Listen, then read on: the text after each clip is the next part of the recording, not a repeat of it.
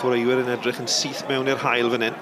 Gic gornel wedi chymryd yn fyr, Roscoe nôl, a Elliot Evans, cyfle i groesi, a'r peniad lawr, ac ar arbediad gan Michael Jones, oedd hi'n beniad clir i Emlyn Lewis, a ddyle wedi wneud yn well.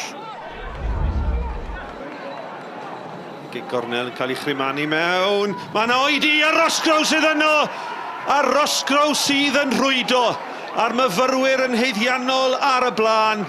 8 munud a hanner wedi chwarae yn yr ail hanner, a mae Roscoe yn rhwydo i 6ed gôl o'r tymor. Peniad nerthol Emlyn Lewis yn gadael Rittenberg ar ei ben ôl.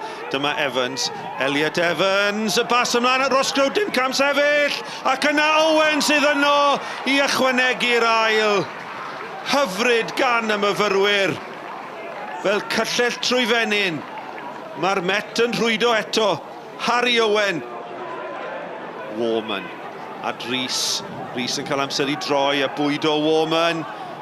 Tynnu ddi nôl Elliot Evans, hyfryd gan y myfyrwyr.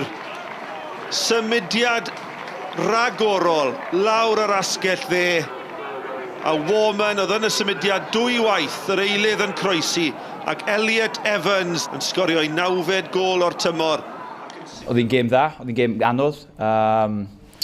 Hanner cynta anodd ar o gwynt, nôl ymlaen, ond yr ail hanner nath ni cael y bel yn bach fwy, a symud y bel yn well, a nath ni gael cwbl o chances. A Lucas, dylun di sgorio mwy, ond llechen lan eto sydd yn bwysig i ni, a gobeithio cael run bach eto. Byd, ti'n meddwl, fel ti'n dweud, os ti'n ennill un o'r ddau gemau, bydd ni'n iawn, ond rhaid ni gael y pwyntiau ar y bwrdd, a fi'n mynd i ati Llandudno ddoe, ac fi'n meddwl nhw'n chwarae dda.